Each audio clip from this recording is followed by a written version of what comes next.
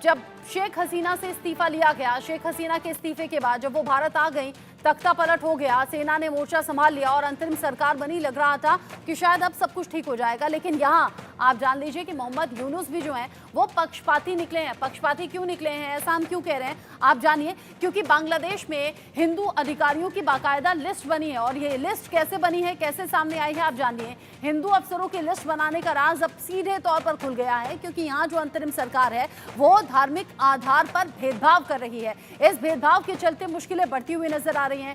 Notification ने हिंदुओं की सुरक्षा की चिंता बढ़ा दी है, यानी कि हिंदुओं की जो रक्षा है वो अब ये समझिए कि भगवान भरोसे वहां रह गई है। हिंदू परिवारों पर अत्याचार की घटनाएं न थमी न रुकी।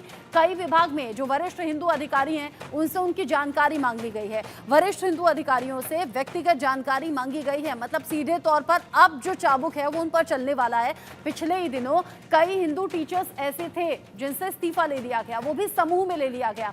अब इसीलिए हम कह रहे हैं कि मोहम्मद यूनुस भेदभावी निकले हैं, यहाँ पक्षपाती निकले हैं और भेदभाव वहाँ किया जा रहा है। यानी जो हालात थे उनमें किसी भी तरीके से सुधार हुआ नहीं है। कई विभाग के वरिष्ठ हिंदू अधिकारी जिनसे जानकारी मांग ली गई, व्यक्तिगत जानकारी ली गई है। कई मंत्रालय और विभाग ऐसे हैं जहां नोटिफिकेशन बाकायदा जारी कर दिया गया है। नोटिफिकेशन आते ही हिंदू अधिकारियों में डर फैल गया है और उन्हें डर है कि अब उन्हें नौकरी से निकाल दिया जाएगा या इस्तीफा ले लिया जाएगा। सरकार नस्ल के आधार पर अधिकारियों से भेदभाव कर रही है, यानी जो भेदभाव की स्थिति देखी जा रही थी उसमें किसी भी तरीके से कोई बदलाव आया नहीं है, और ये भेदभाव मोहम्मद यूनुस के जरिए हो रहा है। एक तरफ मोहम्मद यूनुस कह रहे हैं कि हालात सामान्य हो जाएंगे, लेकिन हालात सामान्य दूर दूर तक होते हुए दिखाई नहीं दे रहे। अब नोटिफिकेशन पर सरकार की सफाई भी सामने आ गई है। ये जो नोटिफिकेशन हिंदू अधिकारियों को दिया गया है और उनकी जानकारी मांगने को लेकर दिया गया है, उस पर सरकार कह रही है, अंतरिम सरकार के जो सलाहकार हैं शेखावत, उनका बयान सामने आया है। उनका कहना यह है कि हिंदू अधिकारियों को चिंता करने की कोई बात नहीं है, ये एक रूटीन एक्सरसाइज है और ये नॉर्मल रूटीन है।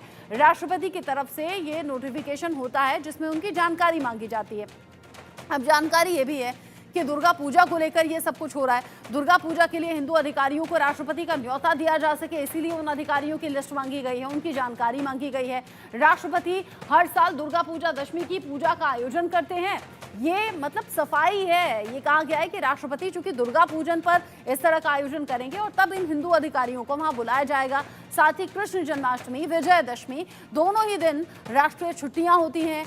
टेक्सटाइल और जूट सलाहकार जो हैं, यहाँ पर जूट सलाहकार रिटायर्ड ब्रिगेडियर हैं जनरल शेखावत हुसैन, और जनरल शेखावत हुसैन क्योंकि आरोप अब चौतरफा लग रहे हैं तो उनके जरिए सफाई दी जा रही है। उनके जरिए कहा जा रहा है कि हालात सामान्य हैं और धीरे धीरे हो जाएंगे, और ये जो हिंदू अधिकारियों की जानकारी है वो इसलिए मांगी गई है क्योंकि राष्ट्रपति अलग अलग त्योहारों पर अलग अलग गैदरिंग रखते हैं और तब इन अधिकारियों को इनवाइट किया जाएगा, इसीलिए ये जानकारी मांगी गई है, इसीलिए जानकारी शेयर की जा रही है। लेकिन यहाँ भेदभाव की स्थिति यूं साफ हो जाती है क्योंकि पिछले ही दिनों यहाँ हिंदू टीचर्स को भी समूह में उनसे इस्तीफा ले लिया गया और अब हिंदू अधिकारियों में भी ये डर है कि अब उनके साथ भी ये सब होने वाला है। लेकिन सरकार की तरफ से सफाई भी अब सामने आ गई है। नोटिफिकेशन पर ये सरकार की सफाई है कि जो हिंदू त्योहार हैं, जन्माष्टमी, विजयदशमी या दुर्गा पूजा, इन सब दिन छुट्टी होती है और इसीलिए छुट्टी को ध्यान में रखते हुए ये किया गया है। अंतरिम सरकार के झूठ सलाहकार हैं शेखावत हुसैन, जिनकी तरफ से ये बयान अब सामने आया है। हिंदू अधिकारियों को चिंता करने की कोई बात नहीं है क्योंकि भेदभाव के आरोप लगातार सरकार पर लग रहे हैं।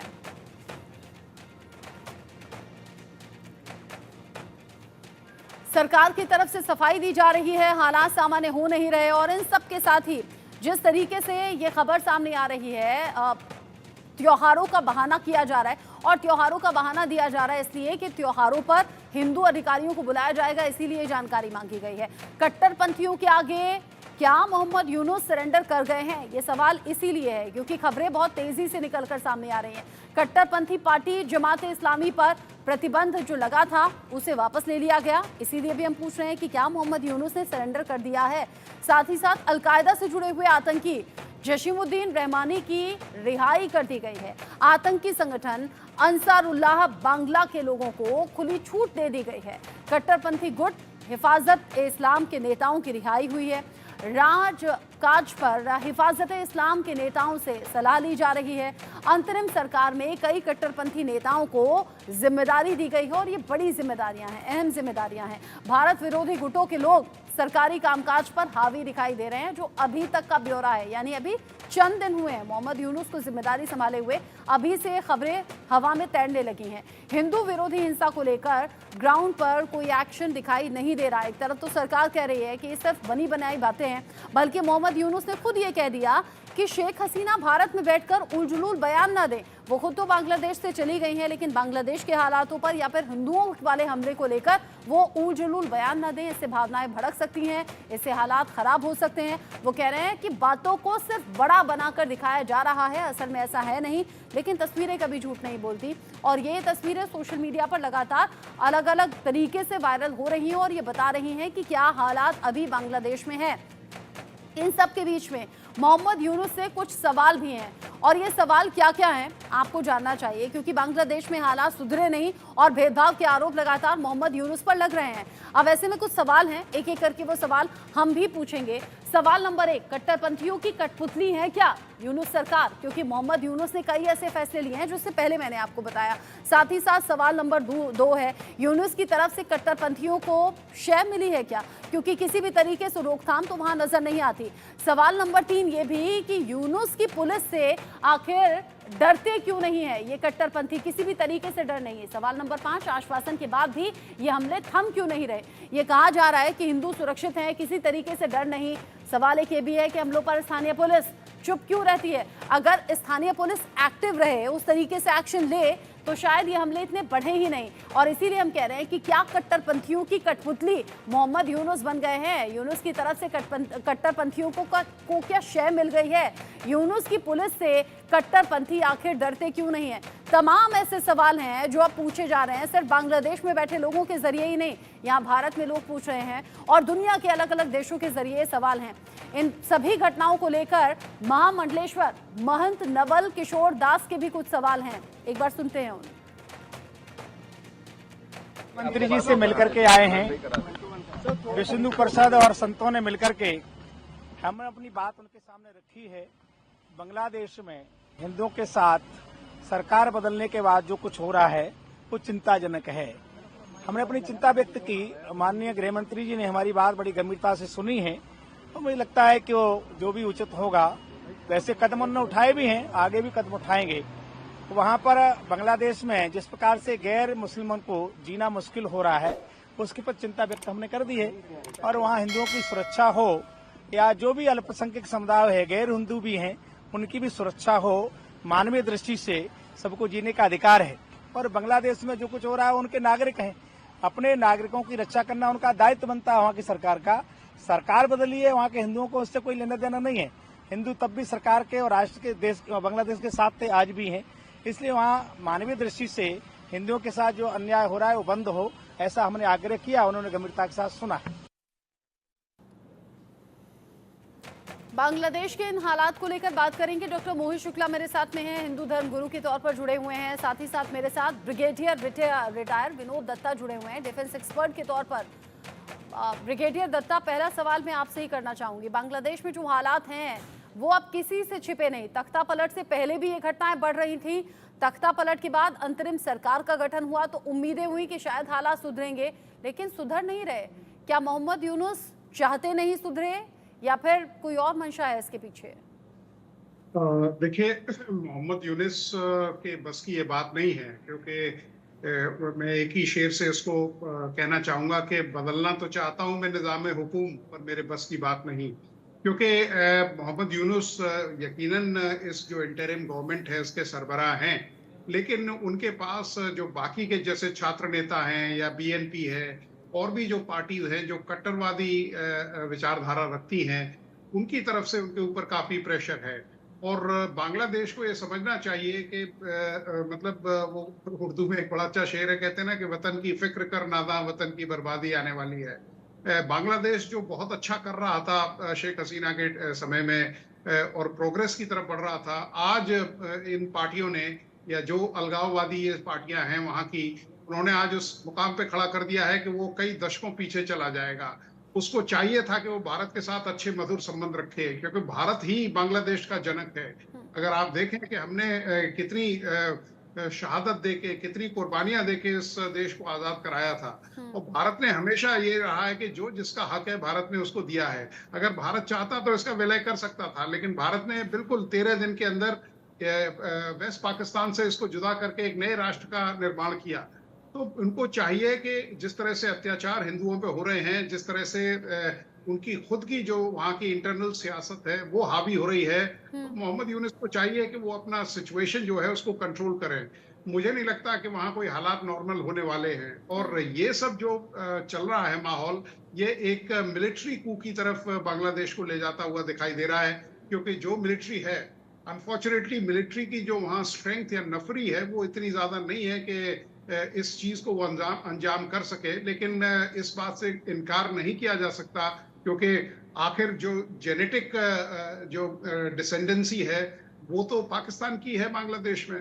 तो उनको चाहिए कि वो हिंदुओं पे अत्याचार न करते हुए, क्योंकि इसमें पूरा विश्व समुदाय उनके खिलाफ है, और भारत की भी एक सहिष्णुता की एक सीमा होती है, क्योंकि जब वो जो बांध टूट जाएगा, भारत को यकीनन बड़े कड़े इंतजाम लेने पड़ेंगे या स्टेप्स लेने पड़ेंगे। अब मुझे ये बताइए, 1971 की याद आपने दिला दी, आपने बता दिया कि बांग्लादेश कैसे पाकिस्तान से टूटकर बना और क्या उसमें भारत का सहयोग रहा या सपोर्ट रहा। क्या आप आज मौजूदा स्थिति में जब अल्पसंख्यकों को वहां पर शिकार किया जा रहा है, जब उन पर अत्याचार हो रहा है, भारत का कोई दखल नहीं हो सकता क्या?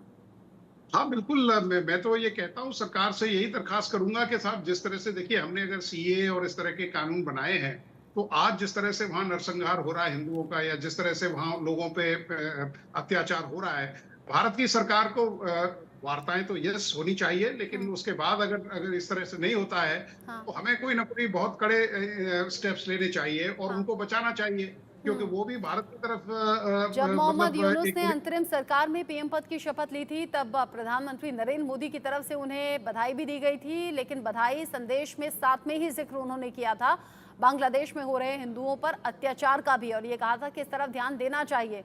इंश्योर किया गया था। मोहम्मद यूनुस ये कहते भी रहे कि हालात सामान्य होंगे और ऐसा कुछ नहीं है, ध्यान दिया जा रहा है। इनफैक्ट अभी भी ताज़ा बयान में उन्होंने कहा है कि शेख हसीना उलझुलूल बयान न दें, बांग्लादेश से वो खुद चली गई हैं, लेकिन यहाँ हिंदुओं पर अत्याचार की जो खबरें बड़ी बनाकर बताई जा रही हैं, ऐसा कुछ है नहीं। लेकिन तस्वीरें जो सामने आ रही हैं वो तो पूरी तस्वीरें हम दर्शकों तक पहुंचा भी नहीं सकते, इतनी ज़्यादा विभत्स वो तस्वीरें हैं, दिल को दुखाने वाली तस्वीरें हैं। डॉक्टर मोहित शुक्ला, आपको क्या लग रहा है, बांग्लादेश में अल्पसंख्यकों पर अत्याचार ना थमा और ना भी थम रहा है तख्ता पलट के बाद भी, सरकार बदलने के बाद भी? देखिए, हमारे भी कई परिचित बांग्लादेश में रहते हैं, वहाँ से हिंदू पीड़ित है, मानसिक रूप से भी उनको बहुत प्रताड़ित किया जा रहा है। जो गवर्नमेंट जॉब में, जो प्राइवेट अपना निजी कार्य कर रहे हैं, उनको भी बहुत मानसिक रूप से प्रताड़ित किया जा रहा है कि वो बांग्लादेश से जाएं या इस्लाम कबूल करें या अपना धर्म छोड़ें। हर व्यक्ति को अपने धर्म के अनुसार जीना का हक है, और मैं इसमें दो चीज़ें ऐसी जो इनकी मदद कर सकती है, एक भारत सरकार है, क्योंकि वहाँ की सरकार से तो मुझे उम्मीद नहीं लगती कि वो कुछ मदद करेगी, अभी तक उसने नहीं किया। और भारत सरकार इसमें सख्त कदम उठाए, सख्ती के तेवर दिखाए बांग्लादेश को कि अगर आपने हिंदू मदद नहीं करी तो आपके ऊपर और सख्त कार्रवाई होगी। दूसरा जो है, संयुक्त राष्ट्र संघ इसमें हस्तक्षेप करे, क्योंकि मानवाधिकारों का हनन हो रहा है और किसी अल्पसंख्यकों पर, क्योंकि संयुक्त राष्ट्र संघ का कानून है कि अल्पसंख्यक जहाँ भी जिस देश में रहते हैं उनका पूरा मानवाधिकारों की संरक्षण होना चाहिए। वहाँ की सरकार पर दबाव बनाया जा सकता है, शांति सेना भेजी जा सकती है। अगर अराजक तत्व, जैसा कि अभी ब्रिगेडियर विनोद दत्ता जी ने कहा कि वहाँ के जो प्रधानमंत्री यूनुस हैं वो सक्षम नहीं हैं, तो संयुक्त राष्ट्र संघ की शांति सेना वहां जा सकती है कि जो कट्टरपंथी सरकार पे हावी हो रहे उनको वहां पे शांत किया जा सकता है। ऐसे कड़े कदम उठाने की आवश्यकता है, क्योंकि और विपक्ष से भी मैं यहाँ पर प्रार्थना करूंगा कि विपक्ष भी जो इस पर बोले कि भाई हिंदुओं की रक्षा होनी चाहिए। जो कानून हमारी सरकार बनाती, विपक्ष उसका विरोध करता है कि भाई ये वहाँ के अगर लोग यहाँ भारत आना चाहें जो पीड़ित हैं, तो उनको भी यहाँ की नागरिकता देने के लिए जो कानून बनाए जा रहे हैं उस पर भी विपक्ष को आपत्ति होती। तो उनको नागरिकता प्रदान करने के जो कानून है, जो पीड़ित हैं, अल्पसंख्यक हैं, उनको उस पर भी विपक्ष को सहयोग करना चाहिए। और विपक्ष क्यों शांत है? इस समय मैं पूछता हूँ, हिंदुओं के ऊपर जो अत्याचार हो रहा है उस पर कभी राहुल गांधी जी कुछ नहीं कहते, अन्य जो नेता है वो कुछ नहीं कहते हैं, तो ममता जी कुछ नहीं कहती हैं, तो ये सब लोग जो हैं शांत हो जाते हैं। तो ये चीज नहीं होनी चाहिए। जहां पर भी अत्याचार हो रहा है उसके खिलाफ सबको मिलकर आवाज उठानी चाहिए। यही मानवता है, यही मानव धर्म है। ठीक है, जी, यही मैं कहना चाहता हूँ। ठीक है ब्रिगेडियर दत्ता, क्योंकि बांग्लादेश में एंटी इनकम्बेंसी भी थी। बांग्लादेश में भले ही बहुमत के साथ शेख हसीना सरकार में वापसी करती हैं, लेकिन अमेरिका जैसे शक्तिशाली देश की भी निगाह होती है और वहाँ लोकतंत्र को कुचलने की बात भी सामने आती है। अगर अमेरिका चुनावों पर नजर रख सकता है, अगर बांग्लादेश में हो रहे तख्ता पलट के पीछे विदेशी ताकतों का हाथ बताया गया, अमेरिका की भी उसमें भूमिका ढूंढी गई या बताई गई, तो क्या आज के हालातों में इन ताकतों को दखल नहीं देना चाहिए? यकीनन बिल्कुल ठीक पॉइंट आपने रेज किया है, क्योंकि ये जो बाहर की ताकतें हैं और जिस तरह की मीटिंगें हुई हैं विदेशों में, क्योंकि ये एक महज छात्र आंदोलन नहीं था, ये इसमें विदेशी ताकतों का हाथ है। वो नहीं चाहते कि साहब एशिया में जिस तरह की स्टेबिलिटी हो, और खासकर वो देश जो भारत को आगे बढ़ना नहीं देखना चाहते, उनका इसमें हाथ है। लेकिन उनको चाहिए कि भाई जैसे आचार्य साहब ने बड़ा अच्छा पॉइंट बताया, और मैं हमेशा हर टीवी के प्लेटफॉर्म पे ये कहता हूँ कि ये यूनाइटेड नेशंस हैं या इस तरह के जो इदारे हैं या इस तरह के जो बैनुल अक़वामी इदारे हैं, ये बिल्कुल डिफंक्ट हो गए हैं। इनकी कोई वो वजूद नहीं रहा है। इनको री इंजीनियर करना चाहिए। अगर पीस एनफोर्समेंट, आप देखिए अफगानिस्तान में क्या हुआ, आप ये देखिए वेस्ट एशिया में क्या हो रहा है, रूसो यूक्रेन वॉर को आज 3रा साल हो गया है। अगर ये इंटरनेशनल ऑर्गेनाइजेशंस अगर कोई किसी चीज का हल नहीं निकाल सकते हैं, हम तो बर्बरता की तरफ जा रहे हैं। क्यों हम अरबों रुपए इन पे खर्च कर रहे हैं? क्यों लोग वहां बैठ के आलीशान महलों में या आलीशान ऑफिसेस में बैठ के मतलब पॉलिटिकल रोटियां सेक रहे हैं? तो जब तक आप देखिए मानवता रोज शर्मसार हो रही है, बच्चे महिलाओं पे अत्याचार हो रहा है, इन सब चीजों को ध्यान में देखते हुए इन सब ऑर्गेनाइजेशन को री इंजीनियर करना चाहिए। और खासकर भारत जैसे देश है, आप देखिए रूसो यूक्रेन युद्ध में भारत की मध्यस्थता को लोग अप्रिशिएट कर रहे हैं। तो ऐसे चीजों का आप देखिए यूनाइटेड नेशंस में भी P5 में वही 5 लोग हैं। हम अगर 5वीं सबसे बड़ी अर्थव्यवस्था है, तो यकीनन हमें एक सीट मिलनी चाहिए। और भारत 1 लाख से ज्यादा ट्रुप्स देता है यूनाइटेड नेशन पीस कीपिंग या पीस एनफोर्समेंट में। तो इन सब चीजों को ध्यान में देते हुए ये जो बड़े बड़े देश हैं, इनका, क्योंकि केवल दादागिरी या केवल बिग ब्रदर एटीट्यूड काम नहीं करेगा। उनको अगर विश्व में समस्याएं हैं तो उनको भी उनका हिस्सा बनना पड़ेगा और उनका समाधान उनको निकालना पड़ेगा।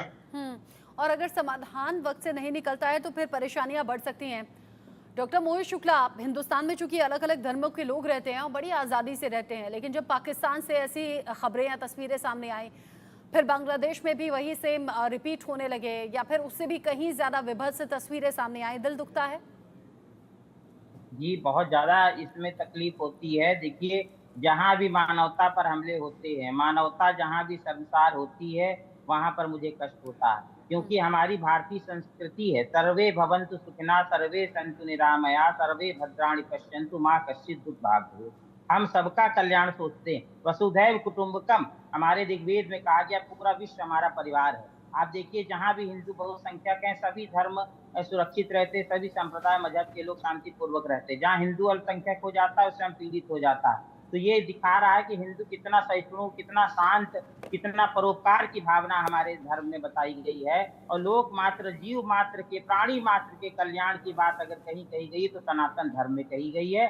हम समस्त मानवों को अपने परिवार का सदस्य मानते हैं, ऐसा हमारे ऋग्वेद और अन्य वेदों में और हमारे उपनिषदों में और ये भी कहा गया, निराकार प्रभु हैं, सभी में समाये, सभी की स्थिर हैं, अपने न कोई पराए। तो ऐसा जो धर्म संदेश देता है, जब उस धर्म के लोगों पर, उसके अनुयायियों पर अत्याचार होता है क्या और पीड़ा दी जाती है, तो आप जानिए समग्र मानवता को पीड़ा दी जा रही है। मैं तो संपूर्ण विश्व से आपके चैनल धन्यवाद देता हूं कि आप इस विचार को सब तक पहुंचा रहे हैं। इस संपूर्ण विश्व में जितने मानव रहते हैं, आप सोचिए उन सबको पीड़ा होनी चाहिए कि ऐसा सहिष्णु, ऐसा महान धर्म जो संपूर्ण विश्व को शांति का संदेश देता है, परोपकार का संदेश देता है। शांति के संदेश के साथ साथ ही भारत सरकार दखल दे भी, भारत सरकार मजबूती से अपनी बात रखे भी, इस बात की उम्मीद यहाँ भारत में बैठे हुए आम नागरिक कर रहे हैं। क्योंकि दिल दुखता है, बिल्कुल ठीक कहा, दिल दुखता है जब भी ऐसे बेगुनाहों पर अत्याचार होता है, अल्पसंख्यकों पर अत्याचार की घटनाएं बांग्लादेश में थम नहीं रही हैं, इनफैक्ट बढ़ रही हैं और लगातार वो तस्वीरें